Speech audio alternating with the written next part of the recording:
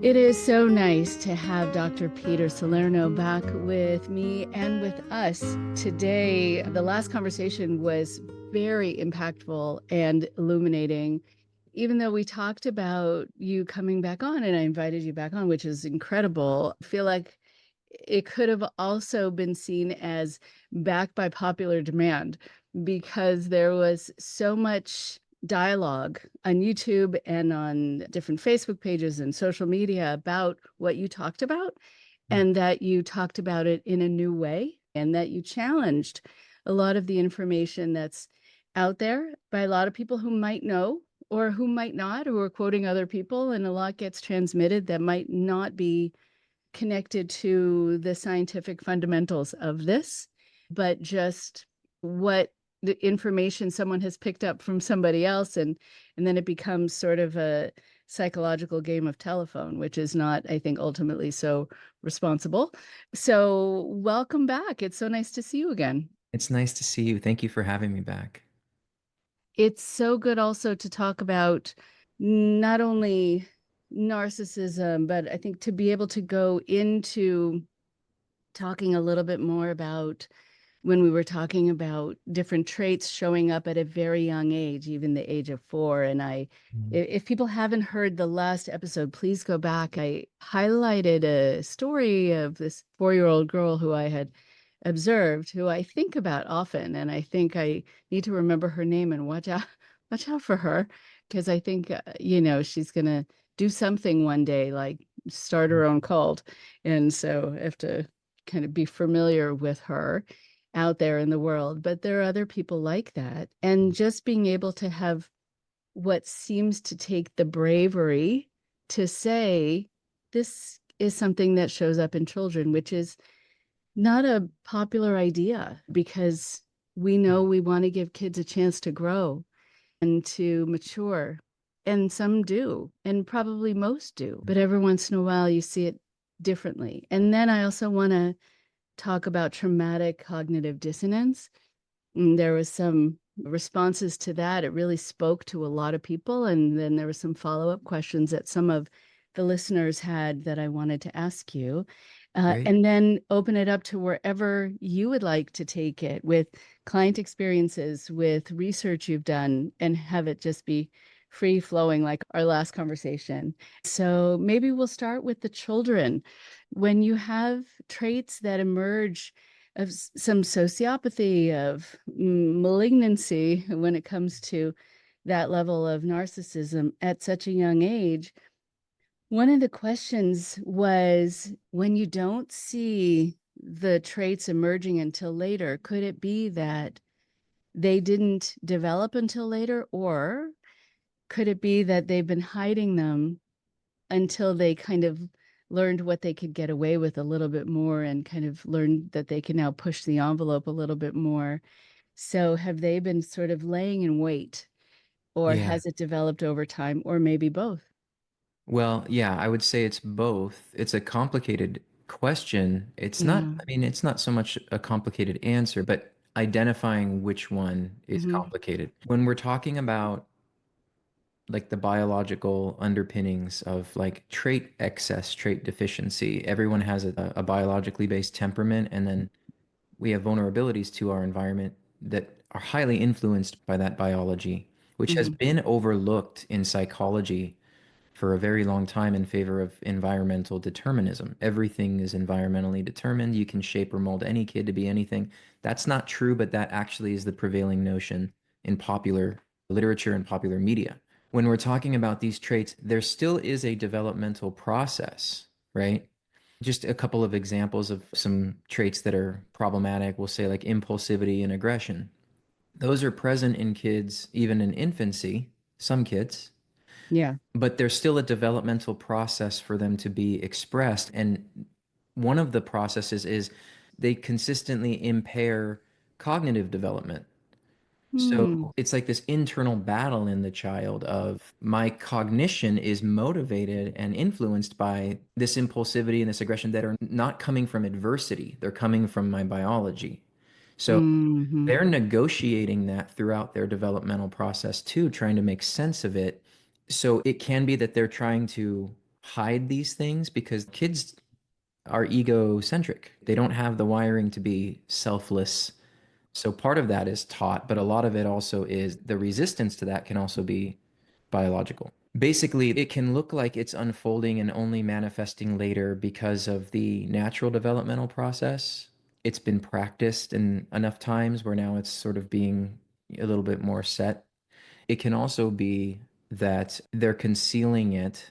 But what we found out about antisocial behavior in teenagers specifically is that it triples from pre-adolescence to the teenage years. So it's like Mm. everything is sort of rapidly developing. So it's not to say that they aren't present in younger ages, but there certainly is this developmental process of this is where they start to be more noticeable. So going back to your question, it could be that they're more noticeable because of that stage where things tend to triple, but it can Right. also be that some of them are pretty good at masking, and which is again, Mm-hmm. back to your Mm-hmm. point, it's a hard pill to swallow that young children could be potentially that manipulative.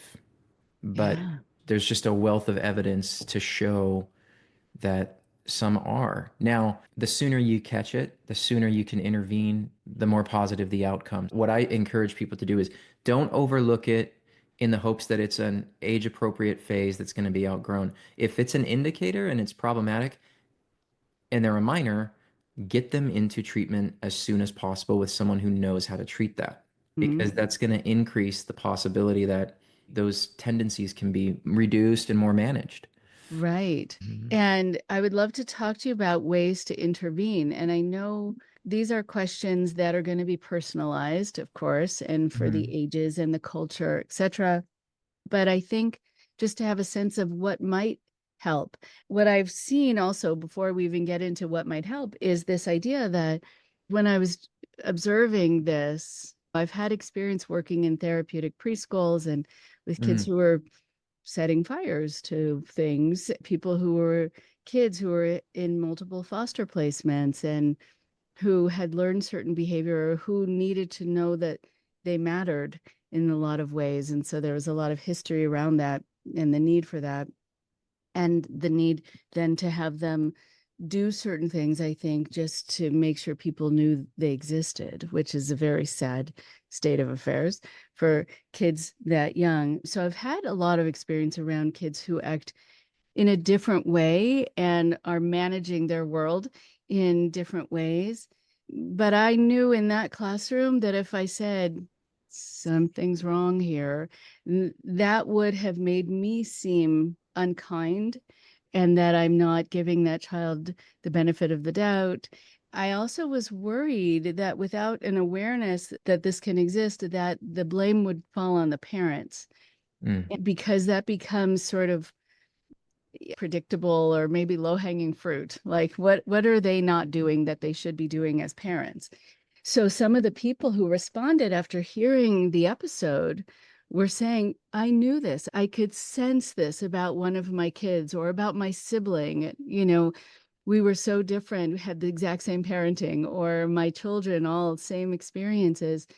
But something really stood out and was disarming and was uncomfortable. And I thought, uh-oh, I just kept getting some of the parents who wrote in said, I just kept getting the sense of, uh-oh, and that there wasn't anyone to really talk to about that because it landed back on the parent. You need to Right. show them more love. You need, all the things that are really not, I think, ultimately helpful. And I Right. also think there's a whole history of diagnostic misogyny, which Yes. is right. This, let's blame the mom over and over and over again Right. for everything. And that also becomes sort of an automatic response when people just want to push something off to the parent or oftentimes the mother. Yeah. So, how would someone intervene? Yeah, this is such an important conversation here. First of all, the mother blaming history and psychology, once it's been tested, there's really no real data. That was a persuasive argument that was taken as fact. And the truth is, if you step outside of theoretical psychology and you go into behavioral genetics and things that can be tested and replicated that are, irrefutable, This is a kind of a shocking thing to hear, but parents matter, but they don't make a difference. Okay. Okay. Right. So what that means is you can't shape and mold a child into a serial killer or a professional anything, right? Okay. There's some startup material there, and that's Right. important to factor in. It doesn't completely eliminate environmental influence, but there's this major component that has been ignored where shared environments, like two siblings growing up in the same household, they are no similar than perfect strangers. Why? Right. And so Right. the reason is we talk about these biological underpinnings and differences in the DNA sequence, right? So, regardless of the environment, certain people are going to gravitate towards certain tendencies and behaviors. A family system is, believe it or not, is not powerful enough to make somebody into something. And these are findings that most people don't know exist because we've been really heavily relying on traditional, like psychoanalytic, psychodynamic theories Mm-hmm. of parenting being the major ingredient in shaping a child. But when you actually test these theories, there's no real evidence for that, right? Wow. Yeah. Right. So let's say in school systems, teachers might blame parents, like this kid is out of control, all my other Yeah. kids aren't, and there must be something going on at home. Not necessarily. What we Yeah. need to do is we need to figure out like what is causing the problem because again, there are traits that are excessive without adversity being present. Okay. So these kids need to go to a professional who's willing to examine that rather than Yeah. defaulting straight to something's going on at home and that's why you're doing it. Because if you give a kid who has a like more of a genetic propensity to be aggressive, if you give them empathy and unconditional Mm-hmm. positive regard at home and in therapy, they are going to laugh at you in their mind. Their behavior is going to be rewarded by that validation. So that's not how you intervene with somebody who has more Mm-hmm. of a biological aggression or impulsivity. That doesn't work, Mm-hmm. you know. Right. Right. No, it doesn't. It's interesting too. I remember really wanting to intervene when I was working at a particular school as a school counselor. I wanted to intervene on behalf of the kids who didn't really know how to protect themselves. And there was some bullying. And sometimes when kids went up to the teacher's desk to ask for help, the teacher would say, sometimes even at a young age, you know what, you need to take care of this. I can't fight all your battles for you, and just go and do the thing that you need. And they had no idea how to do it, but also they didn't have any backup. Right. So they didn't have the courage to do it. But I remember these girls who were called into the principal's office and were told to be nicer. And then when they left the principal's office, and I could see, because there was a glass door, I could see the principal looking very sort of proud of herself that she had really gotten through to these girls. And then the girls left the office and they both did this, gave each other a sly high five underneath the Yeah. table. Like they got away with it. And so there was no shame about being called into the principal's office. It didn't matter, but they knew they'd gotten away with it. Yeah. I, on the other hand, remember over the PA system, I was already working at the school as the school counselor, and I got called into the principal's office, which had never happened in my life. And I broke out into a sweat, and I remember thinking, what did I do? And now everyone knows I did something wrong. And then I thought, wait, I work here. So I just had this guilty conscience, and I needed to make sure I was a good kid. So very different nervous system than these girls who are like, gonna pretend that we care and that we've Yeah. learned our lesson and thank you so much. And we don't give a crap about what just happened That's at right. all. And Hmm. now we know that we can get away with it. That's right. Yeah, I mean, we're talking about different nervous systems, different ways of regulating. That's to me sounds like this covert aggression, right? Covert aggression, oftentimes there's some stress immunity involved in that. So these Oh, kids yeah. get away with it longer because they don't have anxiety or stress to trip them up. Mm-hmm. And but it's also they have lower arousal in their system. They're getting what they want. They bully people into Right. submission, they can intimidate. Now, is this malevolent, evil? No, not necessarily. but it's Right. also not something they're willing to give up because it's working in their favor. And it's not adaptive, it's not healthy, but it's not necessarily that. Sometimes you have to take the morality out of it and just focus on, okay, so this is a behavior. Mm-hmm. Motivating them to change, you're not going to motivate them with guilt or remorse or shame Mm-hmm. because they're not, those things aren't coming online. That's why they're doing this. So we need to find another way to intervene. And with children, you have to kind of convince them it's in their best self-interest to do it differently. Look, this is going to affect you long term in a way where you're not going to be getting away with it. Mm-hmm. You don't just get a slap on the wrist like you do at school. You're going to get fired from jobs. You're going to get alienated because people are not going to like you. You're going to wear Right. out your welcome. You're not going to find a partner who is going to tolerate this. So you kind of have to motivate them in that way. It's better for you to come up with something different rather than it's not really good to bully people. It's not nice. Right. Right. They're going home and they're getting their feelings hurt and it's you're giving them a stomach ache. They're going to go, wow, I'm that powerful that they have a stomach ache because of what I did. I'm going to do it Right. even worse tomorrow. Wow. And Wow. people hear that and they think, oh my gosh, that lack of empathy, that's so callous. Yeah, but telling them that and trying to appeal with morality isn't going to motivate them to change. Mm-mm. Mm-mm. No, and that's so interesting too, thinking about what speaks to people and what they're going to lose out on. Mm-hmm. Which I think is something that would speak to a lot of people, that they're not going to be able to maintain that level of power because people aren't going to care about what they're saying anymore. They're not going to take them seriously. They're going to be rescinding their power over their lifetime, and they're going to be isolated or whatever matters to them. Yeah. Yeah. So then you Mhm. really need to get to know the person to see what would speak to them. Yeah. And you need to gain an understanding of them, and then they need to gain an understanding of, like, even if this feels good in the moment, that the long-term Mm-hmm. consequences are really going to cause a lot of quality of life problems down the road. Not every institution tolerates this. So, like, Mm-hmm. you might get away with it in school and Right. in this little world you're in, and maybe at home too. You're enabled because your parents are terrified of you. I've worked with kids whose parents are terrified of them. Like, I'm afraid that if I talk at the wrong moment, my kid is going to do something really bad to their sibling or is going to break something. It's like Mm-hmm. you can't nurture them out of that. Yeah, You right. just can't. They're not going to respond. The more you nurture them, the more they're going to exploit you. Oh, that's interesting.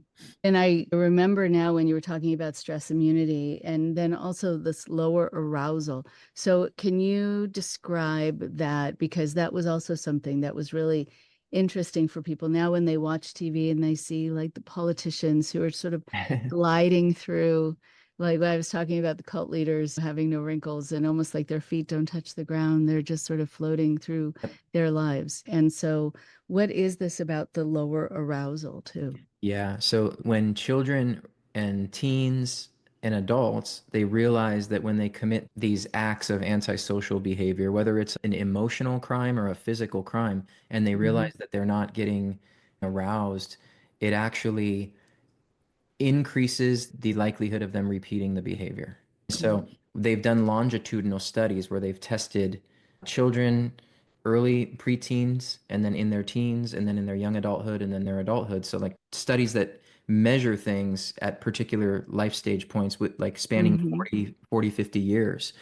And antisocial behavior consistent across the lifespan in individuals who have lower stress hormone excretion, like levels in their urine.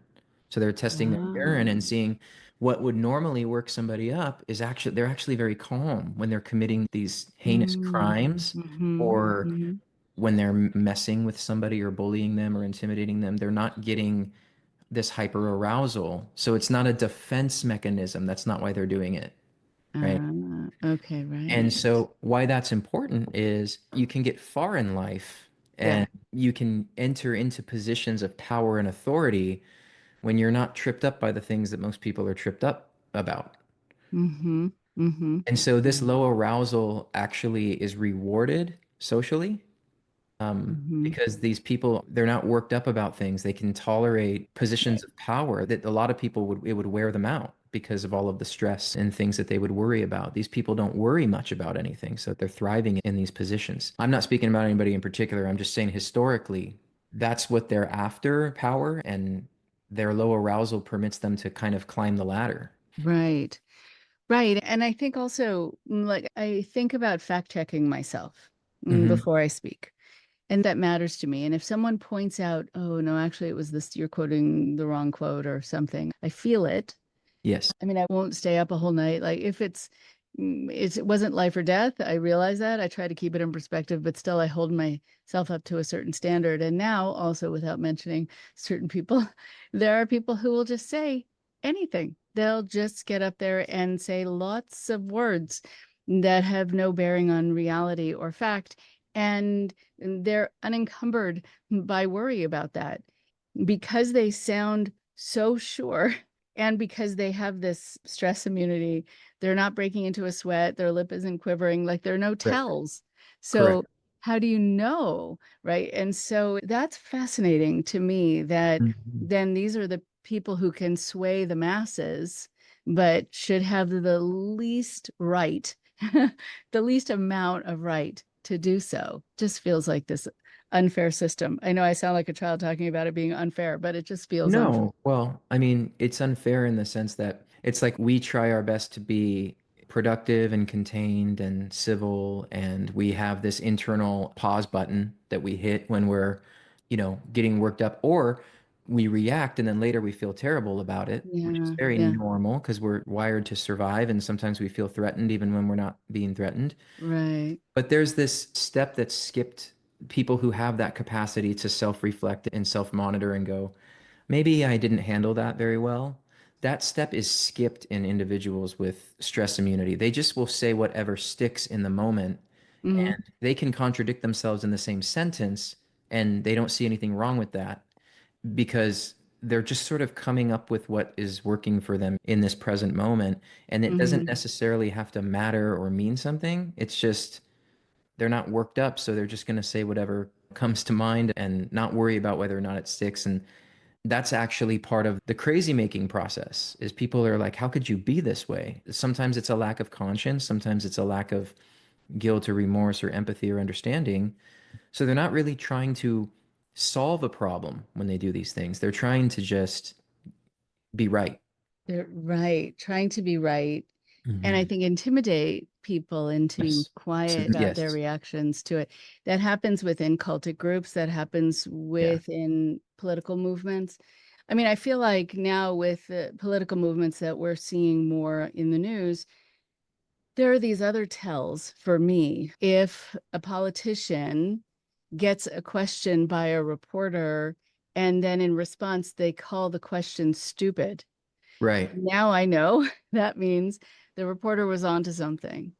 And if that person then gets fired or is barred from the room the next time, that person was onto something, or that person was right, or the person who they asked that question of was uncomfortable in that moment, but couldn't say, that makes me uncomfortable, or I don't know how to answer that, or you're pointing out something that shows that I'm alarming and I don't want people to see that. I think they have this sort of momentary awareness of the possibility of shame. And so they go into Hmm. retaliatory Yeah. moves, right? And maybe that's the tell Yeah. instead of physiologically looking for something. What do you think? Absolutely. Yeah, the tells are not overt, but sometimes the response you can sort of read into it. But like you said, it's not like this overt expression. It's more embedded in the response. It's Mm-hmm. because it's embedded in the thinking structure of these pathological people. Every conversation is like a con to position themselves into a place of power. So I'm sure you've heard of the drama triangle, rescuer, persecutor, victim. Yeah. Oh, yeah. Please talk about that. So, So just for the audience listening, go yeah, ahead. so I believe it was Cartman who came up with this drama triangle, positions on the triangle, interactions. And if one person is in one position, then the other person is in another. If somebody is self-victimizing, then it almost forces somebody else to be in the rescue position or the persecuting position of the Mm-hmm. victim. Now, this can actually play out in normal healthy relationships when our defense mechanisms kick in. So I don't want to give the impression that it's always pathological, Right, right. Yeah. but pathological people intentionally position themselves in the triangle and then intentionally pivot, forcing you to take another position without any heads up, right? Mm-hmm. So Okay. they'll persecute you, and then if you defend yourself, they will then move to the victim mode. Uh-huh. So then you're Okay. forced to rescue them when they Uh-huh. actually did the persecuting. And this is the crazy making part because every time you think you're collaborating or trying to problem solve, even you use the example of a politician being interviewed. If the person who's doing the interview is asking a question to try to solve a problem, then the person who doesn't want to solve the problem is going to switch positions in this triangle to create more problems by saying something like devaluing, like, that's a stupid question. It's not that the question was stupid, it's that you didn't want to answer it because you didn't want to take accountability. But then Mm-hmm. everybody who's duped by the person is going to think, oh, yeah, they were being unfairly attacked by this journalist. Right. And it's like round and round you go. So people who are pathological, they actually communicate by escalating drama. They don't communicate by trying to solve problems. Mm. Oh, so that has so much to do with why people talk about feeling exhausted Yeah. in these kinds of relationships. Mhm. There's so much that they have, yet another hole they have to dig themselves out of, and they're not even quite sure how they got there. Correct. And a fight that broke out between people that was triggered by them. I think even in cults, there's always so much drama and infighting. So many people, I think about cult leaders, how they sort of start the machine going and then people become cogs in the machine, in the wheel, and they just Yeah. keep it going. And they learn that in order to be liked by the person in charge, they need to put down other people or they need to pass information up about other people. They keep the drama and infighting going Mhm. because it pleases the person in charge. But yeah, just to think about that, about the amount that I'm sure you've seen of the exhaustion that Yeah. people feel when they're in this. What's dangerous about that exhaustion is that when you're being abused kind of chronically and consistently by somebody, Yeah.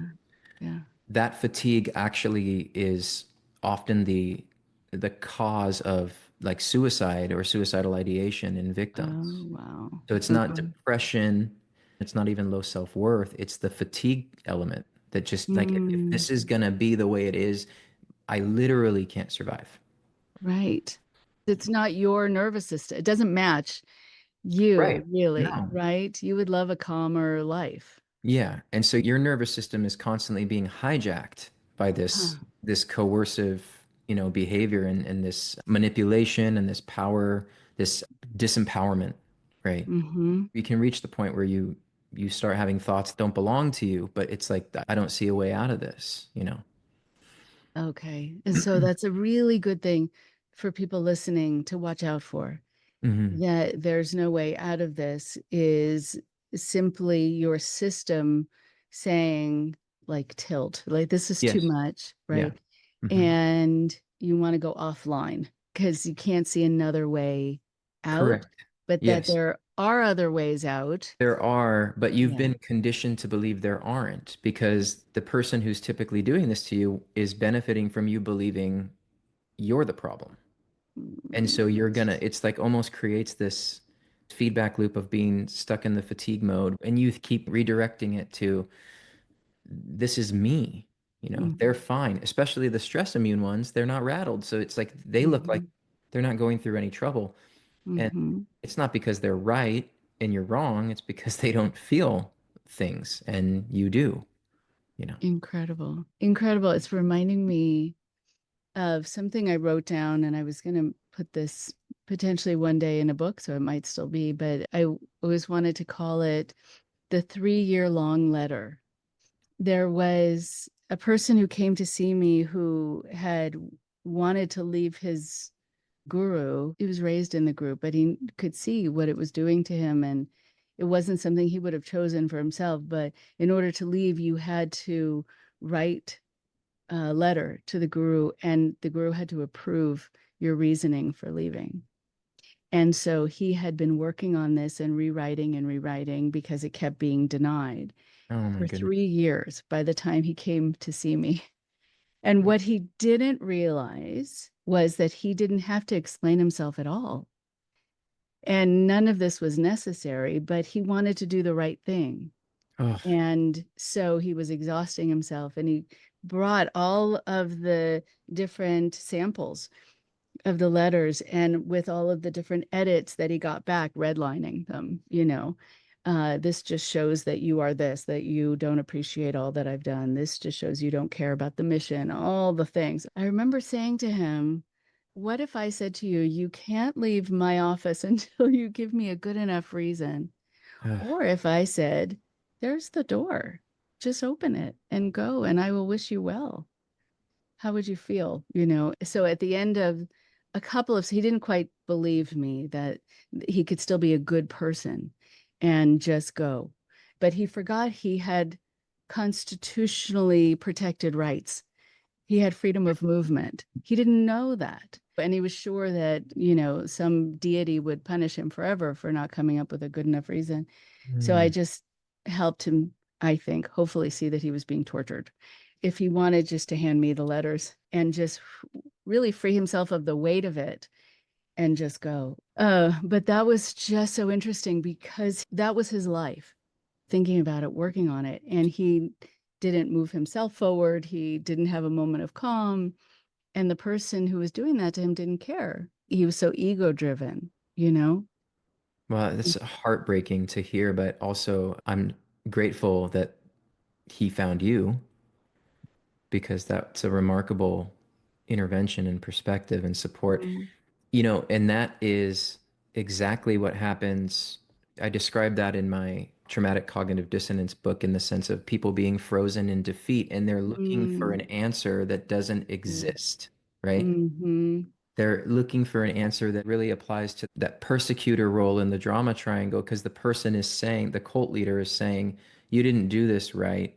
So Yeah. there's this, they're justifying why they're trying to teach them a moral lesson. Really, what they're Mm-hmm. doing is punishing, and Yeah. there's no way out. There's never a right answer.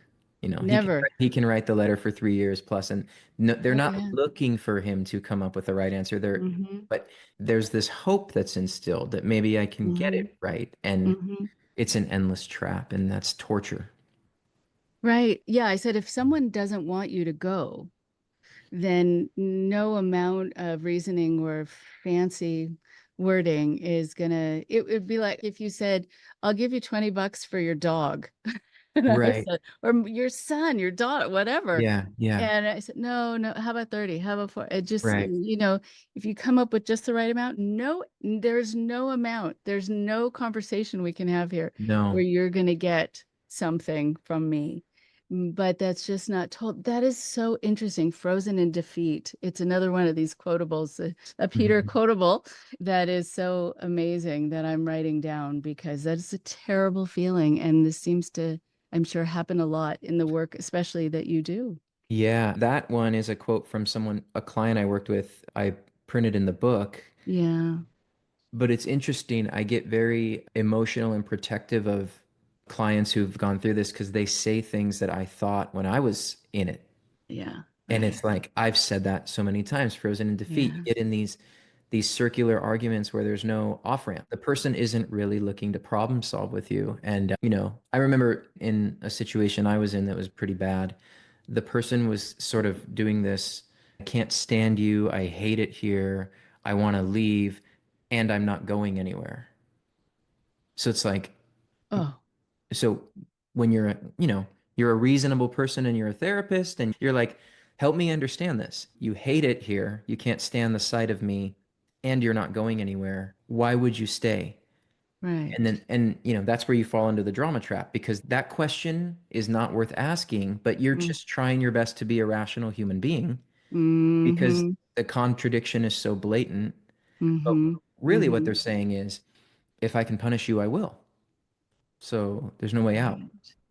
But again, when you keep erring on the side of no one does this on purpose, it's like that's when you stay stuck in the trap because people do this on Uh-huh. purpose. Mm-hmm. And that's one of the hardest things to reconcile and come to terms with about human nature is there are some people who do intentional, conscious and deliberate harm to others. Mm. It's not always a defense. Sometimes it's an offense, you know. It's very jarring and it's depressing. Yeah. It's Yeah. really hard to look at that. It really is. And I think too, with the situation that you were in, and that just, oh, I'm so sorry that you were in that situation. And yes, I think a lot of us come to this work because of relationships that were not Yeah. lovely, but also thinking that here that leaves you in a position of then needing to be the one to go. And then would you be abandoning this person who you now know has issues or you feel like you've hurt in some way? That adds to the trap. Like, who's going to take the action step? And Right. are you going to feel like you're a bad person for taking it? Right. And then also there's this behavioral priming of you can't leave even if you wanted to. Like, you know, so there's that element. Or in some cases, if you leave, you have to give up what you've earned. Maybe it's you're living in your house and they're Oh, an imposter. So right. if you leave, you have to give them your house. I mean, I've heard stories like this where the only way out is if I give them something they didn't earn and they're willing to Mm-hmm. take it. So it puts you in this terrible, impossible position. And even if you do decide to leave, yeah, like you said, you're going to be plagued with guilt that's unwarranted, like you've abandoned somebody or you didn't Mm-hmm. fight hard enough Mm-hmm. for it. This level of coercion and subterfuge and manipulation. They've done studies that show this is just as damaging physically as, you know, it's similar in the structural and functional damage of your brain and nervous system from this type of emotional abuse is consistent with physical abuse. You know, it's on par with the same damage. So, and Oh my sadly, none of goodness. this is recognized in justice systems yet. Right. Right. It is quite behind. I mean, they're still trying to understand the idea of consent. Right. So we have a lot of ways to go. Mm. Yes. But I think that there is something so interesting about that, about really checking in with yourself and seeing how debilitated you've become Hmm. and giving that credence. And to know then that you don't have to adopt other people's or your abuser's language around that. You're weak or something. You're reacting to this horrible situation. I also think there's so many diagnoses that people are given during this time where Mm. the abuser will say, ah, see, I had to deal with someone who was depressed, you know, and Right. that's why, or I had to deal with someone who has anxiety. But it's situational depression, it's situational, Correct. Well, right? even a lot of the diagnoses that get thrown out from these pathological people are personality disorder diagnoses. They'll tell you, oh, you're a narcissist. You're such a narcissist, or you're borderline. You know, you're so inconsistent. It's like, first of all, I do want to say I get a lot of heat when I talk about these disorders because people think I'm speaking in an insulting or pejorative manner. Okay. I never use those terms to insult anyone. They're clinical terms. I use it the way it's meant to be used, just Mm-hmm. like an oncologist uses terminology that's the way it's meant Right. to be used. Right. But there are pathological people who do use those terms in a very insulting manner. And they're actually the one who fits the bill for that disorder, but Mm-hmm. they externalize the blame and they feel entitled to use those terms as weapons, right? Like my emotionally dysregulated partner is not emotionally dysregulated because I'm tormenting them. They're just borderline, right? Mm-hmm. Which Mm-hmm. is horrible to do to somebody, right? Horrible. Yeah. Right. And then they can be the victim in the story Correct. and reach out to that person's family. Oh, they really, Yeah. luckily they have me, and I'm going to hang with them and be there and suffer through being in a relationship with someone who has these disorders. Yeah. Yeah. Yeah. Wow. Yeah. Right. So I hear you, and hopefully people will hear you clearly here too, that you're talking about not the credibility or making light of the diagnostic kind of characteristics and the diagnosis itself, but just that it can be reframed, displaced, turned around on the victim of the perpetrator, and Yeah. they can be seen as having these disorders, or they can be seen as the abuser. That I Correct. hear a lot too. Yeah. Yeah. Wow. It's Yeah. very confusing. The abusers, they have this incredible way of convincing people that they're the victim. Yeah. Or even in your case with the cult Yeah. leader can convince the cult that this person they're victimizing actually abused them and they need to Yeah. be removed or they need to be punished. And Right. Yeah, exactly. So with this traumatic cognitive dissonance, Mhm. and so much of this is so difficult to make sense of. In fact, there are people who have told me I was able to get out of this relationship I was in, or I was able to actually get out of the cult that I was in because I got COVID and I couldn't show up, or I had a few days away.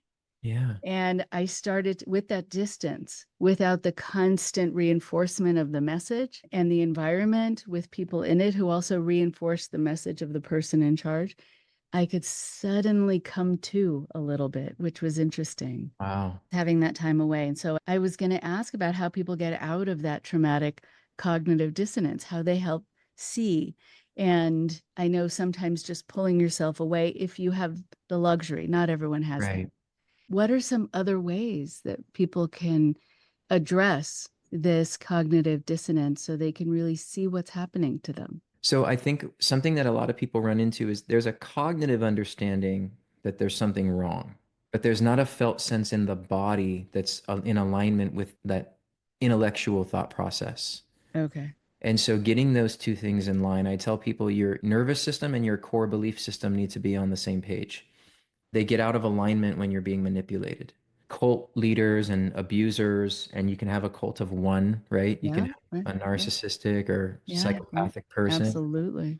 They are banking on you believing things that aren't true about Mm. yourself, about them, and about the relationship dynamics. So identifying beliefs that were implanted and coerced is one of the first steps I tell people. Start writing down what you believe about yourself, the relationship, Mm. and the other person. Oftentimes, those are completely inaccurate because they were implanted. And Mm. so then you can do some other like trauma interventions that have been effective by introducing new neural pathways and desensitizing the nervous system, kind of removing the emotional charge. I mean, there's all Mm. kinds of interventions. I go over some of them in my book, but it's not a one size fits all. Like some respond to one, other people respond to something different. But I would say the two components to start really zeroing in on are the symptoms and the sensations that are taking place in your nervous system, and then those accompanying core beliefs that have been implanted but Mm. don't belong to you. That's a good place to start. Okay. And so the core beliefs, I mean, for people who were born and raised in cults, they have a bit of a harder time Yeah, in some respects. They don't have a community to go back to where they can say, is this true about me? Or do you right, remember this about me? Kids who were raised, let's say, in some of these Bible-based cultic groups where if they weren't able to sit still for 5 hours at the right. age of 2 or 3 and then told that they're bad kids or filled with Satan or whatever else. Yeah, They don't know about kind of norms within child development and expectations yeah, developmentally. And so it really does help for them to learn about child development and yes. physiological development and Yeah. social development, and spilling is okay and it doesn't mean you're evil and all of those things, and not being able to sit still doesn't mean something about you psychologically, spiritually. Mm. But how can people get a sense when they've had kind of a life already outside of this relationship? How do they get reoriented to what's true about them and what's not? What have you found that's helpful? I think one of the most helpful things is a trusting and validating community to replace Okay. the dysfunctional one. I think there's a lot to be said for people tend to lose self-compassion when they're trying to care for themselves out of a Mm. situation like this because they think they're being selfish or they think they're Yeah. right or they're Right. betraying something. When you hear a lot of other people in a community tell your same story with similar language and similar symptoms and similar experiences, you feel less alienated. Mm-hmm. You might not necessarily gain containment or trust in those communities, but you're gonna get validation that I'm not the only one. How many people are speaking my language and saying the same thing? I'm not Mm-hmm. alone in this. Mm-hmm. Something to this idea that everyone's kind of telling the same story. So I think that's very helpful.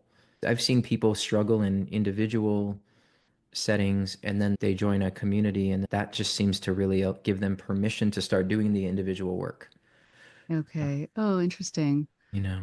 Right. Oh, community is so important. Yeah. Yeah. So, so important.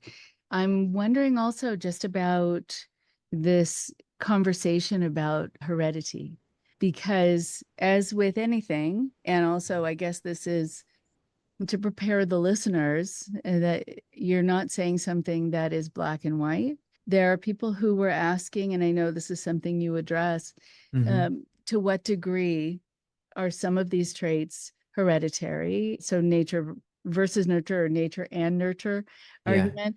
And again, we're talking about human beings and not machines. And so there's always going to be a gradation. But just like when you see from generation to generation, almost this sort of smugness that I see sometimes even on TV, where I see multi generations within a certain family. And I wonder, did they learn that? Or Mm. is that part of their wiring, or a little bit of both? Yeah. What do you think? It's always both and. Okay. Okay. So what we need to understand about when I use the term genetic or hereditary or heritable, we're not talking about, there's no such thing as a gene that is a narcissistic gene or a cult leader gene or a psychopathic gene. Right, right. There are differences in the DNA sequence that contribute to differences in the levels of human traits. Okay. All traits are heritable, even the good ones. Uh-huh. It's not necessarily that genetic means if my ex is a narcissist, that my Mhm. children are going to be a narcissist or half a narcissist. That's not how it works. The traits that make up the disorders that we diagnose, like there's aggression, there's grandiosity, there's manipulativeness, there's antagonism, there's hostility, there's introversion, there's extroversion, there's neuroticism. These are traits that we've created descriptive terms for because they're universal in the human species, right? Some people have more or less of them. You don't qualify it as it's there or it's not. You quantify it. How much of this is Mhm. present, and then Mhm. how much of this presence is interfering in quality of life, social, Right. how much impairment is it causing? How much exploitation is it causing? So there's no such thing as a genetic borderline personality disorder or a genetic Mhm. psychopathy. There's such a thing as the traits that are consistent with these disorders are human traits, so we are going to inherit them. Mhm. And we all are going to inherit differences that can be more or less contributing to the risk of this presentation being more hardwired, let's say. But even non-pathological traits are heritable. There's some people who are just inherently more introverted than they are extroverted. Now, you put them in an extroverted situation and they're going to modify the environment to feel more introverted. Yeah. And that's what narcissists do. They select environments where they can be more manipulative because that's kind of their baseline. So Right. we're talking about at that level, it's not personal. It's not even a moral issue. It just is, but it's still not okay. It's like paradoxical. It's like Right. they are just being themselves and they can't be that way, Right. right? Yeah. Right. Very interesting. I wonder, is there a link between introversion and extroversion? Are people who are narcissistic more of one than another, or not necessarily? No, I think people who have pathological traits also have non-pathological traits. And so Hmm. some people's grandiosity is more internal, more covert or closeted.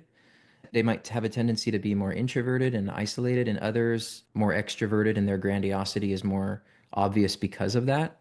What we really want to focus on is not the expression of it. We want to focus on the presence of it, right? One of the central features, I would say the main feature of a narcissist is the grandiosity, the lack of Hmm. equality. How that gets expressed can be a number of different ways. There's been narcissistic individuals who are brilliant writers and they spend all their time alone. Okay. But if Right. you cross them or threaten them in some way, then you're going to start to see that expression of the grandiosity. Interesting. Okay. Right? And then there are others that put themselves out there. Yeah. And then so you're going to see it in a more overt way, right? Hmm. Yeah. Right. And I wonder also when people now have this sense of narcissists that they get easily injured and they have this narcissistic injury and then they want to injure you back. There is this space made for them to first have an issue Hmm. and that it comes from insecurity, which is sort of Mm, how a lot of people have been taught to look at it. And it may not be the case. And it may right. not be also something you need to give them a pass on just because, even Yeah. if that were the case. So looking at the origin of it and seeing that it isn't necessarily all from that same kind of injured child place Right. might help people not just defer to the narcissist as having needs. And so you shouldn't be upset with them, you know? Right. Yeah, the insecurity debate, people even define narcissism differently. A lot of people define narcissism as this false self mask Mm, that had to develop as a result of not being good enough or not getting your needs met early on. And mm-hmm. so everything is a front, and then they have this very low self-esteem and low self-worth, and all of it's, a compensation for that. Yeah. Those people exist. I wouldn't actually call that narcissism, though. To me, narcissism is more trait based. And then there's this enduring pattern of thinking, feeling, and behaving based on these traits, and then kind of Mm-hmm. looking for environments that cater to those traits. That type of narcissism, there's not insecurity. There's actually an unearned high self regard and high self esteem. Yeah. And it's a sincere belief that they're superior. It's not a compensation. Mm-hmm. Um, Wow. And I've sat with individuals who have admitted that. Now, a psychoanalyst might say, oh, well, they're just defending against things. Right, right. They Yeah. don't know how they really feel. And it's like, no, not necessarily. Right. Okay. That's so interesting. I'm just writing down the word unearned, which is Yeah. so pivotal here because there's so many people who have earned the right to feel confident about themselves or even potentially superior, I suppose, if they know more than someone else or everyone else in the room about a subject, but it just wouldn't even occur to them to turn their level of ability or knowledge into feeling superior, which is very interesting. There was a person who came to me and said that he wants to get some help with his narcissism, which was interesting because he could see that it was really impacting his world. We had met for a couple sessions and then it became too hard for him to continue to be open to hearing some of the things that I was noticing and saying. But Right. I mean, I respected the fact that he was trying to give it a go and Yeah. maybe he'll come back. But he said that he does some tests to see if he can control people. He would sometimes purposely bump into people, Uh, and if they apologized to him, he knew that he could get away yeah. with something else with them. Yeah. And then he would set his sights on them, which was really interesting. And it's a bit of an unfair black and white way of looking at people because I think so many of us are socialized to say we're sorry because we might not have been paying attention and it could have been our fault. Yes. Yes. But still, he was setting up situations to test. So that's such a great example for this discussion because he's going out of his way to select an Mm. environment where he can express his narcissistic traits.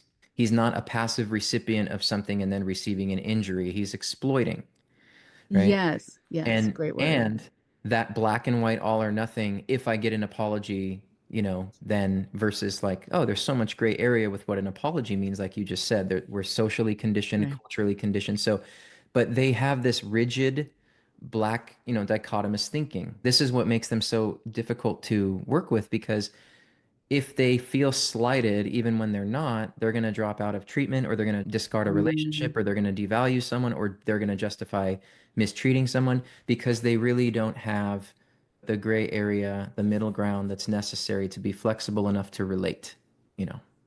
Yeah. Yeah. And then there's the question about love. Like, do they Mhm. love? Can they love in the same Right. way? Can they attach in the same way? And that might also be different for different people. But I wonder about that, about just affection and how Yeah. genuine it is. So actually, I go over this in my Nature and Nurture of Narcissism book. Okay. And I've received some pushback on this, but oftentimes narcissists say score on a like an attachment inventory. They'll score in an unclassified manner because I think there are deficiencies in their intimacy and their interpersonal relating that make it impossible for them to attach in the way what we've defined as attachment. Because they're so self-referential and they're seeking personal gain at the expense of others, I don't think they love in the same way that we define love. Now, that doesn't mean that all of them don't have any feelings. I think Right. narcissists actually have a broad range of feelings. They just aren't consistent with what we call normal feelings. I think if they say that they love someone, I love my kids, or I love, you can believe them, but it's not going to be that reciprocity that is, I think, Mm, that's necessary for love and bonding. mm-hmm. Mm. Okay, got it. And the self-referential piece of this is so interesting because it really does bar outside or external insight Yes. and learning. And so if you can talk more about that and how limiting that is, but also how if someone just looks inward, then they're just going to get the information that they feed themselves. Correct. And it's going to be skewed based on their needs or their insecurities or whatever else. Yeah, if you can talk about that piece, that's fascinating. So people that are pathologically narcissistic actually block out other people in conversations. I mean, they're really like mental editing to be self-referential. So it's almost like what works for them is if you hold up a mirror and you erase yourself, they are feeling gratified. They are feeling like this is a worthwhile situation. The moment you Right. take the mirror off your face and you start showing that you are a person with needs and individuality and autonomy, that's when the devaluing starts. So Mm. their relationships serve the purpose of they're only important or interested in a relationship if in reference to themselves. Okay. Yeah. And they'd be interested in reference to themselves because they would get certain needs met. They get the admiration from the other person, they get the Mm-hmm. idealization, they get the special treatment. A narcissist will devalue you if you're too tired to make them dinner one night. You might have been on this pedestal this whole time because you were making them dinner every night. And then the moment that you're sick, you're like, I just don't have the energy.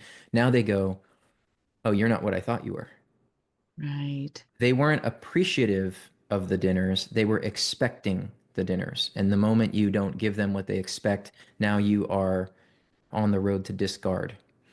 On the road to discard. Mhm. Okay, so this is fascinating because it ties in to people I work with who have left cults or who have left these kinds of relationships, who say basically in a whole variety of words that are different based on their experience, but the message is I never accrued points that stuck. It didn't matter what I had proven about myself before. It was still a game of chutes and ladders. Like I still went back down to the bottom, no matter what. Like it didn't matter that I had moved across the country to be with this person, or I'd given up my work or No. my family, my friends.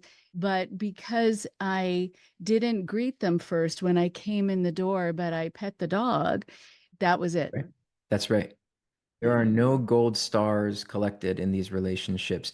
It's a blank slate every interaction. Those things moving across the country for someone, for a narcissist, that's an expectation. That's what you should have done anyway, because look who you get to be with, right? Now, it's not always overtly said that way, but that's what they believe. Of Yeah. course, somebody would drop everything and move across the country for me. Why wouldn't Right, they? right, right, So if you pet the dog first, you are insulting them. That's how they right. see these things. It's like you're a servant in their royal court. And so they don't get to play Wow. by the rules, but you have to, right? The king gets to break the rules because the king makes the rules, or the queen. They make the rules so they get Right. to break them. So there's not reciprocity in the rules and agreements of a relationship. They get to cheat, you don't. They get to stay out all night and you don't. But these are literally expectations that they have. And what causes the injury is because they expect that they're going to be met. The injury happens when they're not. And the person is, they're Mm, floored. Like, I can't believe you didn't make me dinner tonight. I can't mm-hmm. believe you pet the dog before you kissed me when you got home from work. So now Yeah. people think that this stuff is like, people don't really think this way. but they really do. They really This is a do. sincere conviction that they are superior, right? Right. And how much more confusing it is too when it's not voiced, when you don't know that someone has the how dare yous, right? Right. That they are keeping it to themselves and you don't know why you're being punished or why the fact that you didn't make them dinner is being brought up over and over again or in front of other Yeah. people. Oh, I love my wife. Even remember that time you didn't make me Well, dinner, but I that's forgive you, you know. that's where this idealization comes in. It never occurred to them to tell you these are the rules because they just really truly believed you knew already. Like narcissism is grandiosity. It's not insecurity. It's not low self-esteem. Is their self-esteem fragile because they're kind of an empty suit? Absolutely. But that's not the same thing as suffering from low self-esteem. They don't think at my core, I am bad, I am rotten. They really don't. There are Mm-hmm. disorders where people think that way about themselves. I personally don't call them narcissists. Narcissism is this overinvestment in one's image at the expense of any authentic self, but it's not necessarily a compensation. It's not Mm-hmm. necessarily an inferiority complex. Oh, wow. Okay. Right. So interesting. Right. But they can exhibit some insecurities at times and need to be reminded, I guess, of their wonderfulness. Yeah, but insecurity and shame and low self-esteem aren't core concepts of narcissism. They're core Right. concepts of the human condition. Yeah. So Yeah. they're not having low self-esteem and insecurity because they're narcissists. They're having Mhm. those things because they're human. Even a psychopath can be shamed or humiliated if they don't get what they want, but the ones with the stress immunity, they can still be shamed and humiliated, but they're not ashamed because they're a psychopath. They're ashamed Mhm. because people get humiliated. Right. Oh, that's so interesting. So, if people listening are in a situation now where they are feeling stuck, where they feel frozen in defeat, and also have some of this cognitive dissonance where maybe they've already left once and then they went back because they felt bad or they felt responsible or there's something that feels conflictual internally, I wonder if we can go back to what you were talking about finding the thing that would speak to the other person as a motivator, leaving a narcissist, letting them let you go, basically, might come in the form of making them feel like they deserve to be with someone better. I don't know how you'd get into that mindset, but I Yeah, know some people try to figure out how to have that conversation without being roped back in. right. Yeah, I mean, that's a tough one. I think it depends on other circumstances if there's, intimate partner violence or anything like that. Yeah, But yeah. if you're in a manipulative situation where you're physically safe, I think there's things that you can do to become boring to them because they're prone to boredom and they need this stimulation. That's one of the reasons too why conversations become dramatic is because a normal problem-solving conversation is irritating to them because there's nothing exciting about it. There's no risk in that. It's too conventional. They're sensation seekers and stimulation seekers. So if you become boring, the colloquial informal term of this is the gray rock thing. If you sort of become indifferent to them, sometimes that will get them to look elsewhere for something that's more stimulating. That can give you a window of an out. But it's really not that simple because the coercive control and all of that entrancement kind of Hmm. makes it immobilizes you from making the decision even to try to become boring.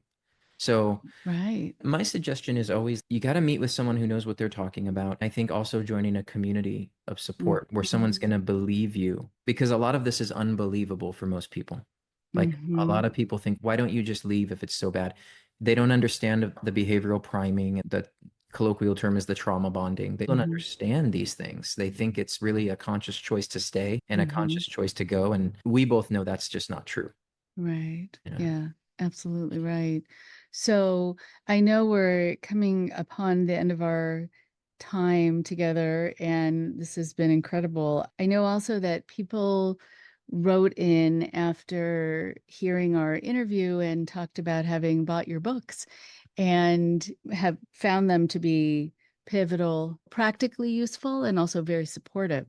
of their experience and also offering practical guidance, and hit all the points of things that people were looking for, which is really incredible. And so as we're finishing up, was there anything more that you wanted to make sure to mention to help us understand this? And then I want people to know where to find you and your books and your work. Thank you. Well, I'm honored that people have felt that the books were beneficial and helpful. Yeah, yeah. I would say an important takeaway is it's not about who you are or how you are when it comes to these relationships. It's what the social predator is capable of. So eliminate these self-pathologizing ideas of it's my attachment style, it's my codependency, which I don't believe is a thing. Talk about that later. It's in my book, but it's not about I don't set boundaries well. If you set good boundaries, someone like this is going to violate the good boundaries. So this self-pathologizing, I think, is a big problem because you might go into therapy or seek help thinking that if I change these things about myself, the relationship will improve. And that's just categorically untrue if you're really dealing Mhm. with a pathological person and a manipulator. So, like, let yourself off the hook. Even if you do have things you need to work on, those aren't the things that are going to cure the relationship. So, I think that's what I would leave people with. I love that. And yeah, I'd love to talk to you about codependency. I've Yeah, always had an issue with it, actually. It's interesting. me too. That- That's very Yeah. interesting. So where can people find you and your work and your Yeah. books? My website is drpetersalerno.com. I have books on Amazon. I have an Instagram account, Dr. Peter Salerno. I have a YouTube channel that I don't put much on. That's where you can find me. Okay. All right. That's really wonderful. Thank you. And thank you for synthesizing so much of this information into these nuggets, into these bite-sized pieces so that we can understand them in different ways and talk about them in new ways. It's this ever expanding amount of knowledge out there about this, and some of the things are going to be on track and some are not. And it's good to understand what is scientifically based and what is just chatter, because there's a lot of it out there. So it's really great to have experts like you to be able to clarify and help us understand not only the interactions, but also the chemistry of it, which I think gives it a lot of salience, a lot of just credibility. So thank you. Thank you so much. Yeah, thank you for having me. That went by really fast. Good to Yeah. talk to you. All You right. too. Thank you.